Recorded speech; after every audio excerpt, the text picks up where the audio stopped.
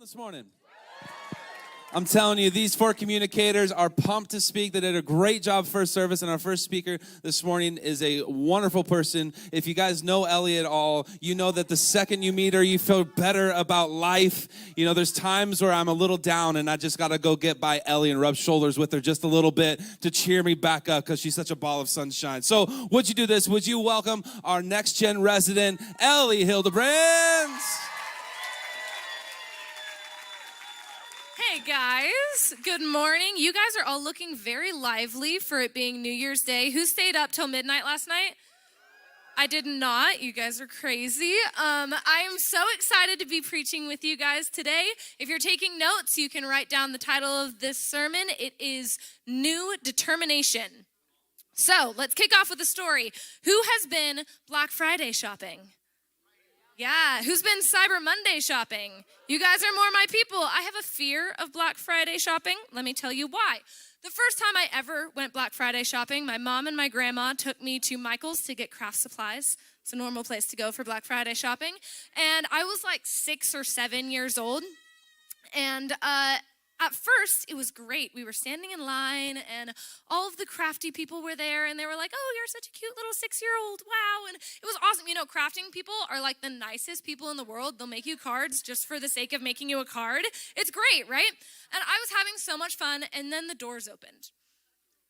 And all of the niceness went away. These women turned into monsters, screaming, pushing, shoving, yanking me around the store. I was terrified as a little child. And I remember this moment where my hand fell out of my mom's hand, and I thought I was dead.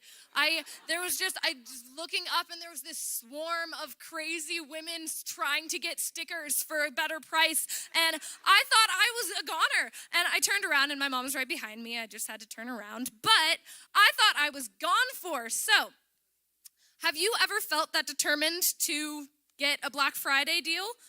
I have not. That was the only time I have ever gone Black Friday shopping. But in reality, they weren't actually monsters, right? All of these people were not actually crazy. They were just determined. And sometimes it's really easy to mix up the two between craziness and determination. And as I was praying over what word I wanted to share with you guys, I was a little hesitant of the word determination because by no means is this a win God's love by what you can do for him message. Not at all. But in reality, this was the only word that I could find that really explained the intentionality of what I believe God is wanting to call us into this new year.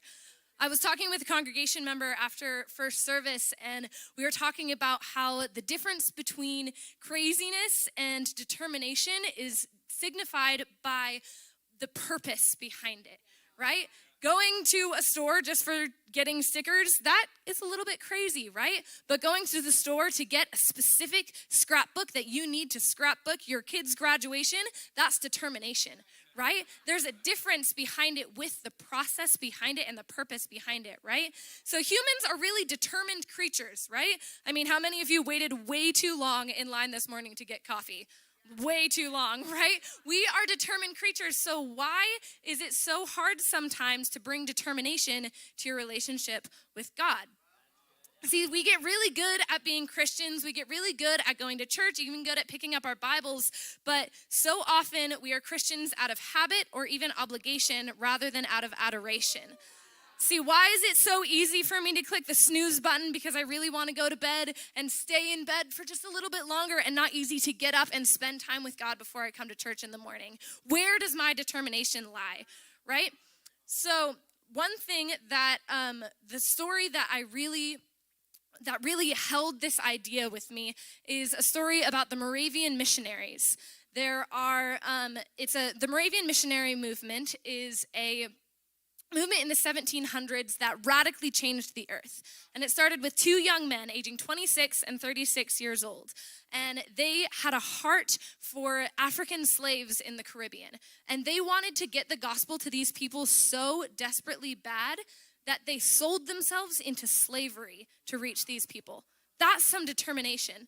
And as they stood on the bow of the boat, waving goodbye to their friends and family who they thought they were seeing for the very last time, they raised their fists in the air and shouted, "May the lamb that was slain receive the reward of his suffering." See, they were so deeply in love with the Lamb, that's Jesus, and they were determined to bring honor to his sacrifice on the cross. Why? Because he's so worthy of it, right? It says in Revelation 5:12, worthy is the Lamb who was slain to receive power and wealth and wisdom and strength and honor and glory and praise. That kind of covers all the bases, right? He's worthy of everything, every single thing. So where is our determination? Are we determined to bring him the honor and the glory that he deserves, that he is worthy of? And how extravagant is too much, right? Selling yourself into slavery, that's pretty extravagant. I don't want to sell myself into slavery, right? So to talk about that, let's talk about nard. Nard is a plant that grows in the Himalayas. It is in northern India. They would take it and they would turn it into a very expensive perfume. And one little bottle of this perfume was worth 300 denarii in ancient Greece. And 1 denarii was a day's wages. So if you do the math with me, subtracting holidays and weekends and such, 1 little bottle of this perfume was worth an entire year's wage. Imagine spending your entire year's salary on 1 bottle of perfume. Chanel's got nothing, right? So you may be thinking, why is she talking about perfume? I'll tell you, don't worry. There's this story in the Bible. It's about a woman named Mary Magdalene, and it takes place right before Jesus is crucified. Let's read it together. It says, while he was in Bethany, that's talking about Jesus, reclining at the table of the home of Simon the leper, a woman came with an alabaster jar of very expensive perfume made of pure nard. We know how much that's worth, right? She broke the jar and poured the perfume on his head. That's some serious determination, right? To take this thing that was meant for her, nard was commonly used to anoint dead bodies before they were being buried. It was meant for her body when she died.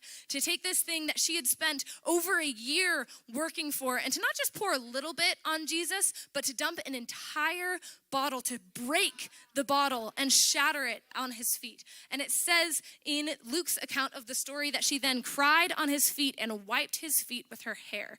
I don't know about you, I don't like looking at feet or being close to feet, much less using my hair as a rag for them, right? That's some serious determination. But to the people around her, she looked crazy, right? If we keep reading, it says, some of those present were saying indignantly to one another, why this waste of perfume? It could have been sold for more than a year's wages and the money given to the poor. And they rebuked her sharply. She looked crazy, right?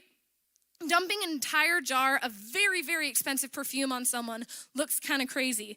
Shipping yourself off into slavery for people that you've never met looks kind of crazy. Spending every Sunday with 2-year-olds who are not your own 2-year-olds looks kind of crazy. Giving your money to the legacy offering looks kind of crazy. Getting up extra early on New Year's Day looks kind of crazy just to be at church, right? Spending every Wednesday with high schoolers and middle schoolers who are not always nice to you looks kind of crazy, right? But determination to honor God looks kind of crazy to the world, right? But the question is, how does it look to Jesus? If we keep reading, we see, he says, leave her alone, said Jesus. Why are you bothering her? She has done a beautiful thing to me. Determination may look crazy to the people around you, but it is beautiful to God.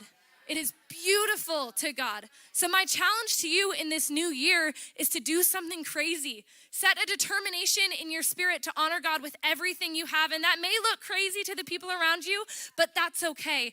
Because what looks crazy to people is beautiful to God. So I'm going to do this too. Together, let's set a determination in our spirits and let's honor God with this new year.